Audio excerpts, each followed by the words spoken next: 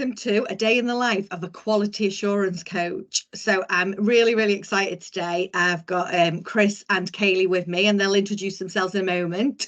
But for those of you who've been listening to this, we're bringing a programme of activities together showcasing contact centre careers. You know that's dear to all our hearts, and this series brings a number of virtual events, really homing in on contact centre careers and what it's like to move around in the world of contact centres. So today's session, the spotlight is on quality.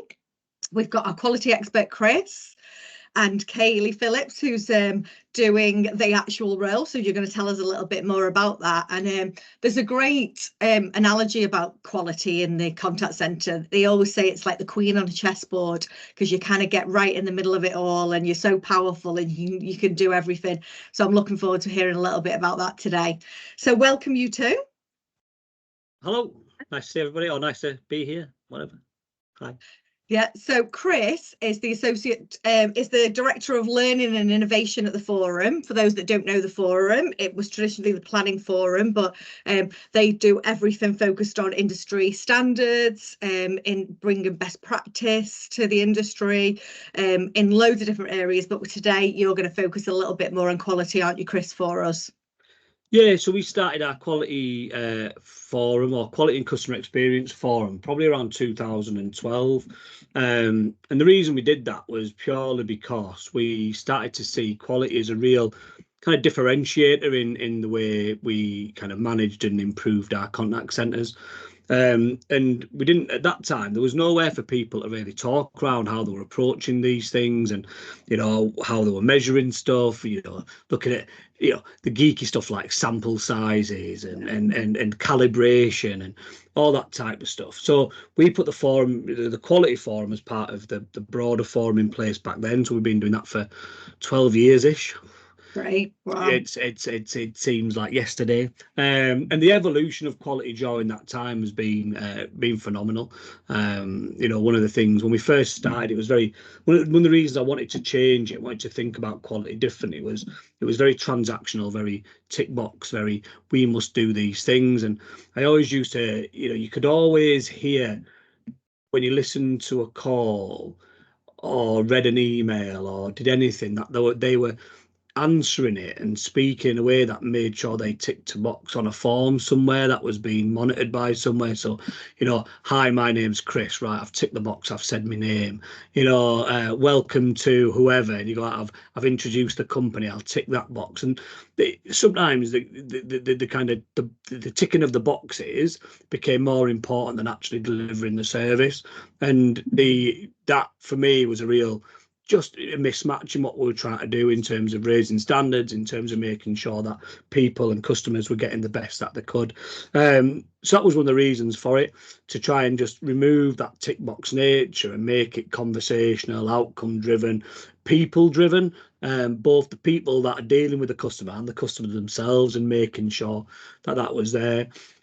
The exciting thing for me in the last kind of probably 2 years is that flip of a switch has happened quite dramatically in a lot of organisations. So the quality forum as it stands now is not saying it's fit for purpose, but it's broadened beyond what we could ever thought it would have been kind of 12 years ago, because there's so much crossover now, and we're seeing really good examples. And Kayleigh and Waterplus are an example of that, of where now quality is a part of a broader improvement strategy. So working alongside data and insight to understand what we're doing, working alongside L&D, being really integral to recruitment and onboarding and induction, and making sure then culturally that people understand why they're doing something, why they're having that conversation, why they're delivering that service. And when you start to broaden it in that way, the power that quality kind of wields, for want of a better phrase, becomes really, really integral, a key part of delivering the best service within the contact centre. So for me, I've always been passionate about it. I love it. I think the whole improvement process and doing things better is a passion of mine, and to see the evolution of it over the last I've been doing this now nearly 30 years, and you kind of You'd never know. I don't know, fresh, young-faced man that I am. But yeah, the evolution of it in that time, from it being really transactional, very industry, very, you must do this in this order at this point in a call, at this point in the interaction, and these are things you need to do, to actually now being, let's deliver the best service, and then we can make sure that the outcome's right.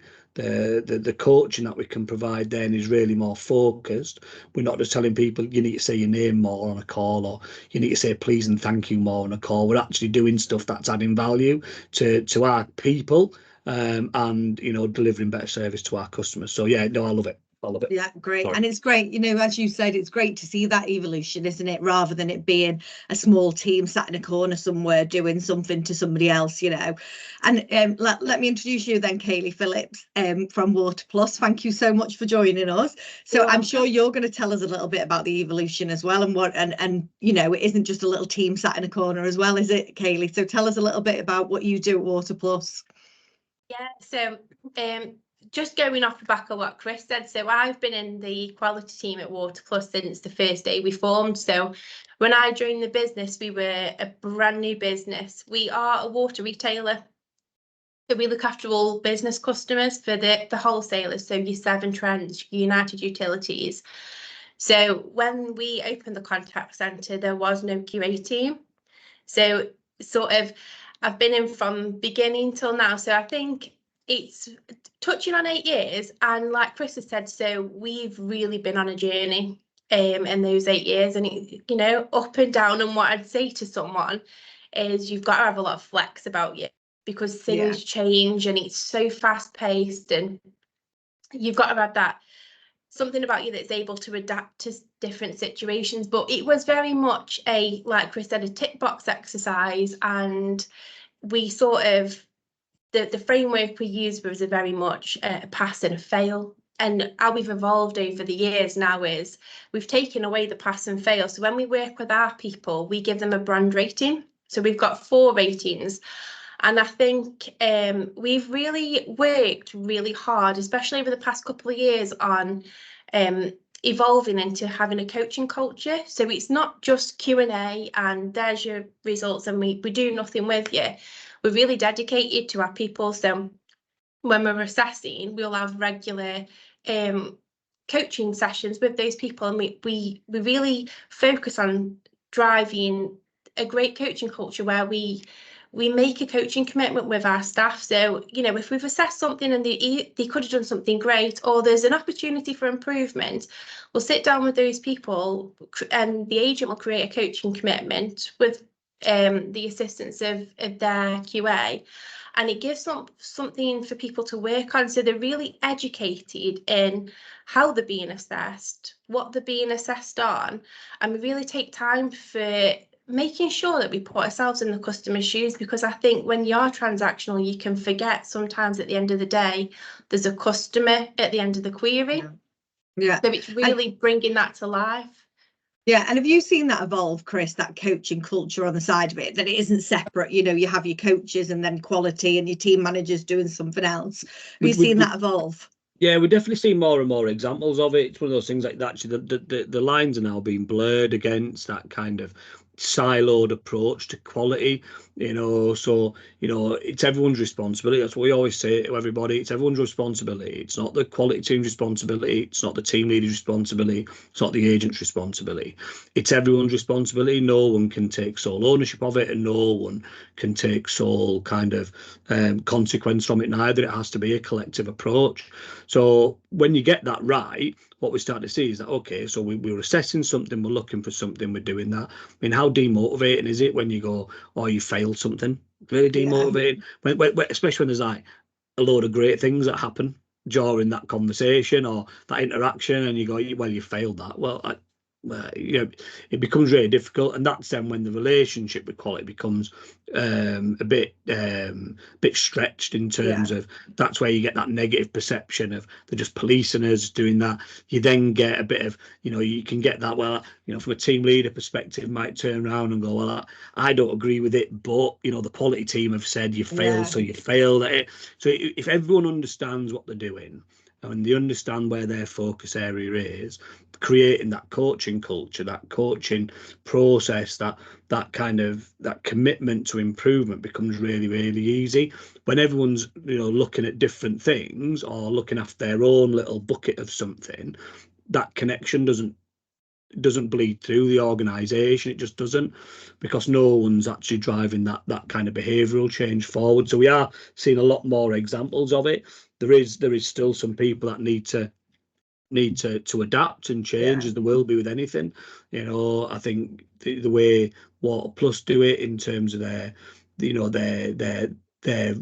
view of how they're assessing something allows for people to be really good at the job and still have growth in them, for people that are struggling to still have support and growth in them and not being told the rubbish, you know, which sometimes can happen when you kind of go through a process of numbers and you go, well, I've done this, and you know, you're either good, bad or indifferent, and it's like, well, no, not really. I want to be able to go, this is where I am right now, how can I be better, how can I develop, how can I push on? And that's, you know, what Kayleigh's talking about in terms of creating that environment for growth, which is, you know, really powerful. Yeah, that's great. So Kayleigh, tell me a little bit more about what your role entails then. What kind of, you know, you've been there 8 years. Tell me a little bit, actually, let's go back to the beginning. How did you get into contact centres, and how did you get into your role in quality? So I got into contact centres because I did the whole uni thing. I thought I had a plan. I thought I knew what I wanted to do.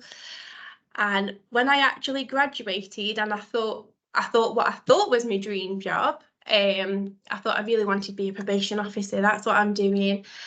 And I went and I did it, and do you know what? It just really wasn't for me. No.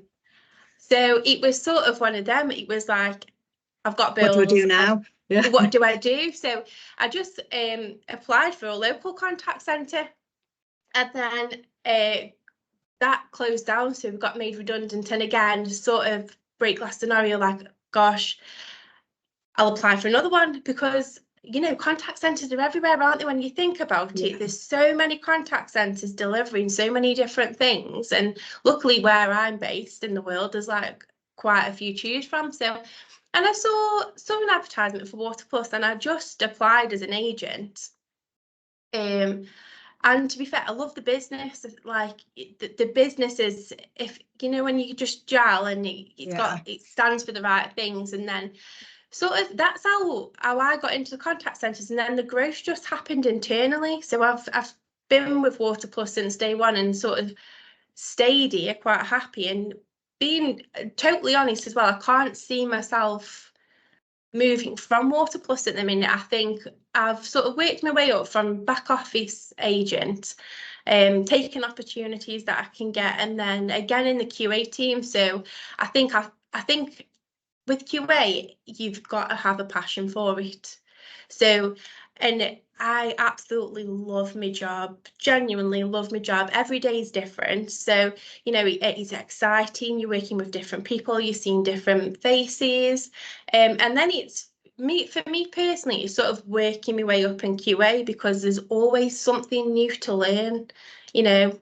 And working with the guys at the forum, it's like networking as well. You speak to different businesses and listen to what other businesses are doing, and think, do you know what, I'm going to take that and implement that in my QA team as well, because that would really work for us. Or you hear things that are great and think it wouldn't quite fit in our business. But yeah, I think that's how I started. It was sort of just on a whim that I needed a job. It's so. I started on a whim as well, Kayleigh. Don't you worry. I think everybody did.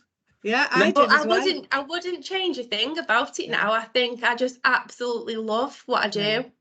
What I picked up on what you said though, and what people have said before, is that you've got lots of opportunity, and that's the key, isn't it? You know, contact centres can give you so much opportunity, and I suppose it's like, which path do you take? Because there is the traditional path of agent, team manager, contact centre manager, etc. But now there's so many different avenues to go down, isn't there? Digital, QA, resource planning, all of that. What made you, I know you said you love coaching and quality, but what made you turn down the path of QA? I think initially, I think I've evolved as the job roles evolved, but I think initially when I thought of QA, I'm quite a very analytical person. You know, I love digging deep and things like that. I think you've got to have an element of like having that people skills, because it's a lot of interaction with other people. I think, you know, while you were saying before, have you got to be a people person or have you got to be analytical? I'd say you've got to be a really good mixture of both. Yeah. But initially, it was because I just love like getting in the nitty gritty bits of problem solving. what's going well. Yeah, what can we do better and things like that. So that's initially what drew me to it. But yeah, I think a lot of like support functions you don't necessarily instantly think about when you think about a contact centre. But there's such an array of different things you can do. But I think QA for me is where my passion lies. It's the one for me. Yeah. And I think what you're doing, Kayleigh, and supports what you're talking about, so around, you know, awareness of what else is out there, because of the way, you know, you've set, or Waterplus have set up their kind of process around it. It means that everyone's very aware of that role from day one.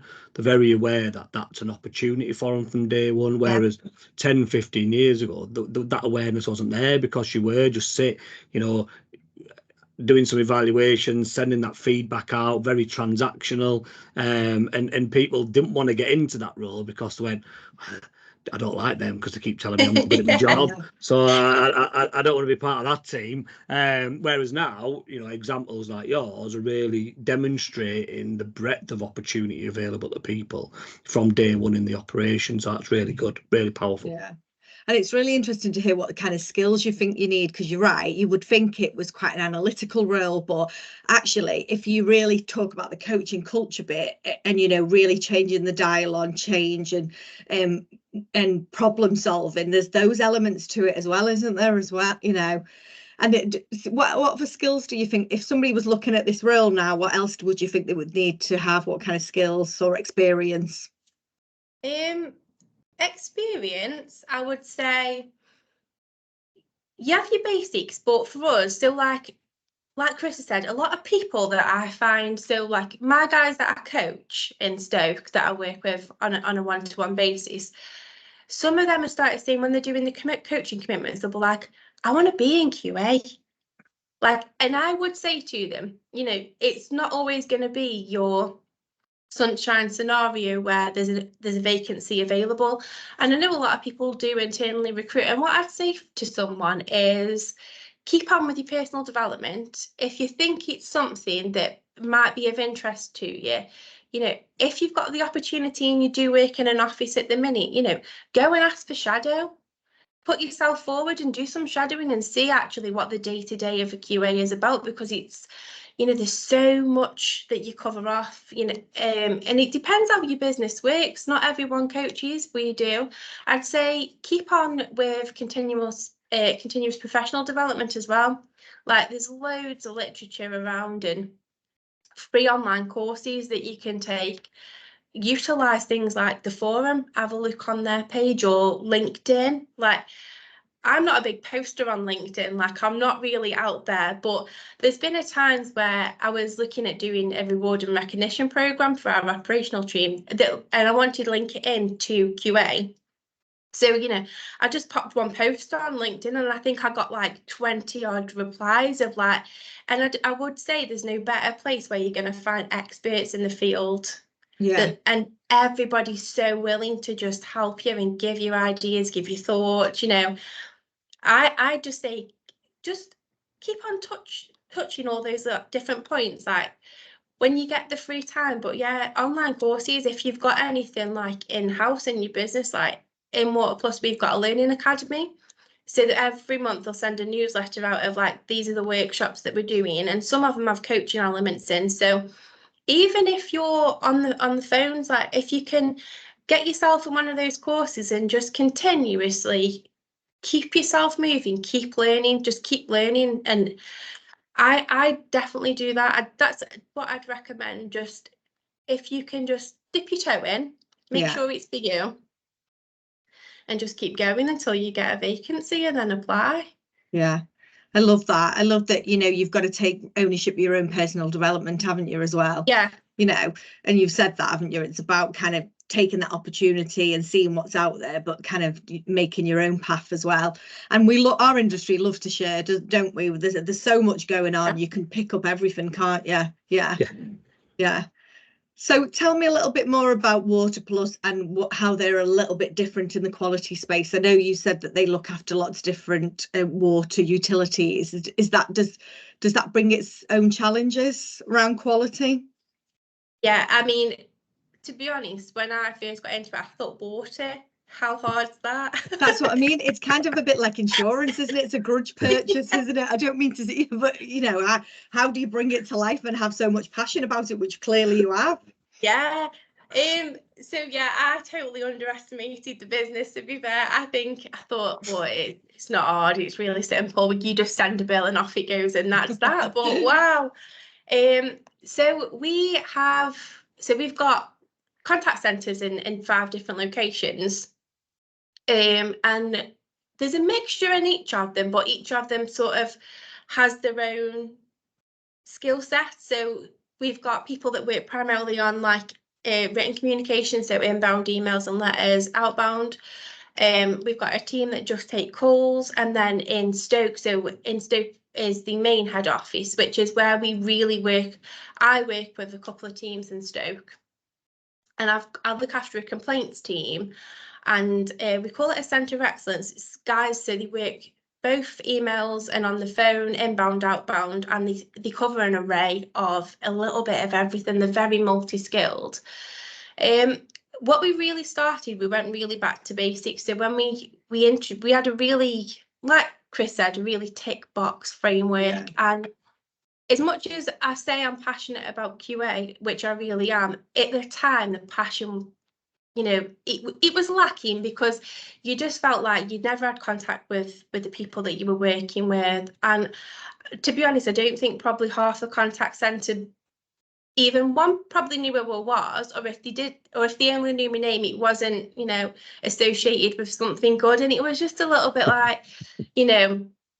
And when things started changing, and we had and it was a QA team, you know, we had a lot of time together where we just down tools, stopped assessing, and we were really in a fortunate position that the business have let us be involved in forming the new frameworks. You know, we've had a say of this works, but this doesn't work. But also we reached out and asked the agents, so agents had surveys. So it's been like a really collective as an operational team of what works. Obviously keeping your basics in around your process and things like that need to be assessed and in there, but the passion like sparked again. So when I'm working with my people, like from the very get-go, they've got an understanding of what they're being assessed against. It's very black and white, there's no grey areas, and it's about having that time with your people. So the 2 teams I work with, I will go and sit with the teams as well. So it's not just a sit at my desk a session, you only see me in a coaching session. Very lucky that we get to do some side-by-side coaching and in the moment coaching. So I think as QA, you've got to be really organised. Like my calendar is to the minute. Is it every task organised, is it? Yeah, but it's also being accountable for leaving yourself a good chunk of time. So, you know, if there's any additional coaching that a team leader might ask me for, I can facilitate popping that time in my calendar, so my people get what they need from me, which then has a drop-on effect on your customer. So when your people are getting what they need from you, and it's not just, you know, we celebrate success as well, but when we step away from failures, where there's an opportunity for improvement, is, you know what, I'm just going to come sit with you, whether it be at your desk or whether you need time off the floor. So when we're doing the coaching commitments every month, that time is off the floor, you know, it's in total private, they're in a safe space. And I think that's what it's about as a QA. So you're creating that safe space for your agent. You can have a real raw and open conversation. You can play back. I don't think the guys had ever heard themselves on a call before we started coaching, you know, so you can play it back to them and get them talk me through what they've just heard on the call. And what you find is sometimes you get that penny drop moment where when you're coaching, it becomes very easy because your agents give you the answer that you wanted. Yeah. You wanted to get to. But I think, yeah, it's just about taking the time, but it's bringing things to life for them. And I think that's where the passions come back, because you can work with your people. You see an investment, can't you? Yeah. Do you see people grow and develop? I love that, what you've said about the safe space. You know, it's so far removed from what Chris talked about earlier today, is this tick box exercise. It's that absolute space where you just want to improve for yourself and the customer and your organization, isn't it? Yeah. So I also really like the way you said that when you changed the framework, it was a real collaborative approach. Chris, have you seen more organizations kind of, because you were saying everyone owns quality, which is again a great statement. Are you seeing that more? Yeah, collaboration's critical in making sure it lands right. So I think the more, especially in a quality program, if it's something that's just created and then kind of delivered against or deployed or whatever word you want to use, it rarely has the success that you want it to have. And it's generally done by people that aren't close enough to the operation to really understand where they can add value. And I think by having that collaboration of going, right, so we know we need to measure some stuff. So that it's like anything. What's the non-negotiables? Because there will be non-negotiables in every organisation. Yeah. So financial institutions, compliance is a non-negotiable, right? So you look at those things. You go, what are the non-negotiables? So we know these are things we have to measure or assess or keep an eye out for, whatever that looks like. Then everything else becomes what's important. We see rarely now, especially in the forward-thinking organisations, but we rarely see in some of those traditional things like, have you said the customer's name? Yeah. Have you introduced the company? Self. Yeah. Have you said please and thank you? Yeah. It's like these things where you kind of, just become arbitrary rather than anything else. And so, and that's because it doesn't mean anything really to anybody. The whole goal of any interaction is to deliver the right outcome for the customer, right? That's the goal of any interaction, the right outcome, like the right outcome for the customer and the business, right? So you kind of have that. That's your overarching kind of outcome, and that's what you deliver. Building how you assess that going forward becomes quite easy, or it should become quite easy. Where we struggle is sometimes we overcomplicate everything, and then it becomes disengaging, and then it doesn't deliver what we need to deliver. So having that collaborative approach to it, going right, what's actually important? What's important to you as somebody that's dealing with customers? Where do you need support? How can we make sure we're assessing your need for support when we're going through this quality assurance process? And how do we make sure we're protecting our business? Yeah, is essentially the two things you need to look at. So we are seeing more and more examples of that, and people moving away from that traditional scoring of going, what do we do? Like it's 80% quality target. And I've always had a bugbear, and I changed it as soon as I could when I was doing it.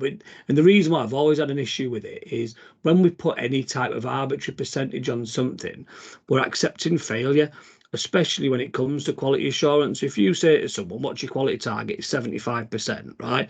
What you're actually saying is for 25% of the time you can be we're not bothered. Yeah, absolutely. And I've always had a bugbear around it, especially in those measures around that. And I'm going, you know what, actually, and Kayleigh, you can expand on this, but Waterplus and others are doing this example of driving not ratings, but actually just kind of where you are. So they have their brand ambassador program. So if you're delivering the greatest service you can, this brand ambassador, you're really the voice of the brand. You're pushing that service out there where it's above and beyond what you're doing. And then if you're not at that level, you've got a clear pathway to get there. These are things we can work on to get you to being a brand ambassador. We're not saying you've passed. We're not saying you failed. We're saying this is where your current performance level is, and this is what we're going to do to support you being the very best that you can be, rather than turning around and going, well, you've hit 75%, you've passed, brilliant. We'll sit down again next week. Yeah, it's more meaningful for people, and that comes from the collaboration. Yeah. And Kayleigh, tell me a little bit about that. How did you? I know you changed the framework and stuff. Has that took a long time to embed that because people are used to scores and are used to being told what percentage am I? Have I passed or failed this month? So it's a big change, isn't it? How have you guys managed to convince everyone it's the right thing to do? I think we have been in a very fortunate position, so it took us a really long time to, it wasn't that we all sat down and it was just signed off and it worked straight away. I think probably there's still maybe subtle changes that we still need to tweak to get it to be really, really, really effective. It could probably be a little bit more effective, but when it comes to like how the agents have taken to it, at the beginning when we came out and was like, you know, we're going to roll out this new framework, there was a little bit of like, oh, okay, because, you know, they'd been told you've passed or you failed, and there was a hesitancy about it. But how we tackled it was, so like I delivered the framework to my team, so it came from me. So there was a whole new introduction that who I was. There was a face to the name, and you know I'll be there bugging you all the time now in a nice way, like supporting you.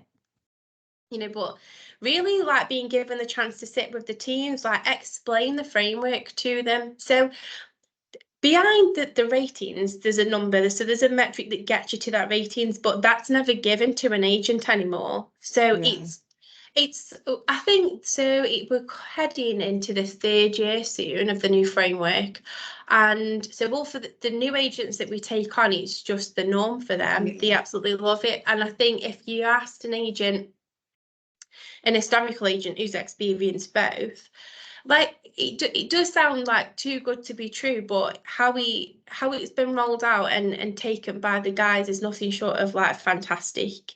So I think we'll say to someone, you know, someone could have done an all right call, but we've done something where we've had a really big opportunity and we haven't assisted the customer, or we've not been substantive in a response and we're generating repeat contact. And instead of saying to someone, you know, that framework scored 0, what we say to them is, we'll go into coaching, celebrate the successes in the call or the email or whatever, and you know it's delivered in a way that, okay, so we score brand opportunity this week, these are the opportunities, and then you go into your coaching session, or you know someone's done, you've got the creme de la creme, like Chris said, the voice of the company, they'll be scoring your brand ambassadors, and in between. So how we see a really lovely distribution curve of quality is we deliver brand beginners and brand assets well. So where people have done a really great job, or they've partially enriched Waterplus, or they've enriched Waterplus, but there's still an opportunity. So I think when you're having those conversations and delivering that, and the agents are speaking to each other about what ratings they've scored, because we've moved away from a number, it gives them the feel-good factor. So even if they've not been a brand ambassador, that's not to say your brand asset and your brand beginner, where you've we have told you you've enriched the brand. We're still celebrating that we've enriched Waterplus in some way, but there's just an opportunity. And I do think we've been really lucky, but it's been reciprocated really well by advisors, and we've had that engagement, morale's boosted, and it's had a lovely effect across operations. Well, I was going to say that. So it's had a great impact on morale. Has it had an impact on, like, you know, your NPS scores or customer outcomes or anything like that? Is there a noticeable change in kind of your company metrics around customer? Yeah, so we just put a pack together. So we've just looked at those type of figures. So our NPS score's gone up. Our agent surveys, so the ESAT surveys, the scores have risen as well. You know, one thing we've sort of been working on for the past few years is that our complaints. So we've seen complaints come down, and it's continuing. The number of complaints we're receiving in is coming down year on year, and it's since we've implemented the framework. So I think you can't get better unless you know where you need to get better. Yeah. And it's great having, you know, all your insights really high level, but sometimes it doesn't delve down into agent level. You know, they don't ever get that message of what's going on. And sometimes we will assess, so we sort of strategic assess as well. So if there's we've had a really big influx of calls that's not been forecasted, or you know there's one topic in particular that we're getting a real drive behind, this topic of incoming correspondence. As the QA team, what we'll do is we'll go assess that way as well. So we've all got our teams and stuff, but break glass, sometimes when the business requires us to assess, we can see there's a fire burning somewhere, but we're not too sure why or what's going on. We'll go assess that and then work with agents and that way as well. So yeah, interesting. So you've talked a load about the fact that the day is never the same. There's so much activity to do, which sounds amazing. So I suppose for somebody who's thinking about the role, and you've already given us some great insight on how you got to the role. How would you suggest people get into it? I know you've talked about maybe shadowing and doing a few other things. Is there any other top tips? I'd definitely say, shadowing would be my first and foremost shout out if you're in the environment where you get the opportunity. If not, I would just, like I say, reading literature, keeping up to date with what's going on in the industry, whether that be on websites like the Forum or LinkedIn. Or I think what we're seeing, like what you guys are doing as well, what we do is when we have a vacancy come up, we've started recording videos of our advisors as well, but also keeping an eye out on, because everybody's moving to social media at the minute, so looking even on your Instagram, if you're scrolling through, like your Facebooks, you'll see businesses popping up. I think the direction in which businesses are going is we are utilising social media, because that's where you're going to capture people. So I'd say if you're not in a contact centre industry, keep an eye out. Keep an eye out. Be active on your social medias. Just Google searches. From one Google search, you can find so many things. I think before we started linking in with the Forum, I think my world's been just blown up since we've linked in with the Forum, because it's lovely go on and network, but we also now speak to other companies as well. On this side, like people link in and say, oh, can we put an hour in together? And if you're not in QA, but you're in a role where you can reach out to other people, different businesses, it's fine, just approach them. If they don't respond, network. If they don't respond, fine. But you never know what you're going to get from someone when you reach out, because the absolute wealth of knowledge that people hold, it's at your fingertips to be shared. And I think it's quite a nice industry. People, because it's evolving and there's so much growth there, people are so happy to share what they're doing, what's going well for them, what maybe didn't go so well, but it is, I would say, networking as much as you can. Just get yourself out there, get your name out there, get as much experience as you possibly can. Great stuff, brilliant. And what about you, Chris? I know you're really, really passionate about raising standards in contact centres, and you guys have just launched the Grow programme, which is all about showcasing contact centres as a career, bringing talent outside of the industry. What specifically in QA, what would you suggest to people if they were interested in a role like this? I think for me, if you're curious, let your curiosity run wild. I think that for me, in anything, I think, I'd love to sit down one day on a call like this or a discussion like this. And Kayleigh was great.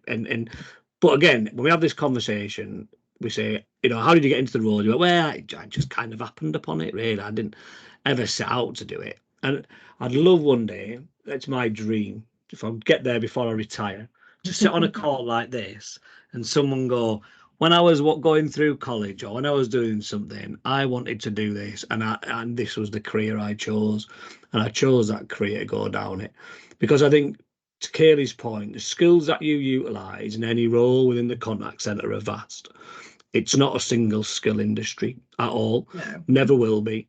And I think if you want to get into a role like QA, I think curiosity is a great one. I think if you like listening, you like helping people, and you like finding the ways to improve, and you've got a passion for people development and a passion for customer service, then QA for me is the perfect kind of between being an agent and being in training. I think, and I think, to me, it's a better role, right? I just think it's one of those, because for me, it's the best of both worlds. You're helping people, you're developing people, and you're still really close to the contact centre, so you still get that buzz, you still get that kind of enjoyment, you still build those relationships, you still do that. You know, I love L&D as well, don't get me wrong. You know, we are a learning organisation, but I think in the contact centre itself, the QA for me is the perfect role if you like improving people and you like improving customer service, because you get to influence both, and that for me is, you know, why it's really important. So if that's your passion, find it, because you know there's always QA roles available in the industry, and there'll be QA roles available in, you know, if you listen to this and you're working in a contact center right now, you will have somebody doing QA. Yeah. And if you don't know about them, then they're doing it badly. And Yeah. if you do know about him, then go make yourself friends with them, and because they will be your biggest advocate and your biggest supporter and your biggest crutch as you go through your career, because they listen and they observe and they're there to make things better. So yeah, get out there and like Kayleigh says, just network, find, be curious, and follow the path that works for you. Perfect. I love that. I'm hoping that somebody will listen to this, get to the end of it and go, that's it, I'm going to go and apply for a QA role, and that's it, that's going to be my next step.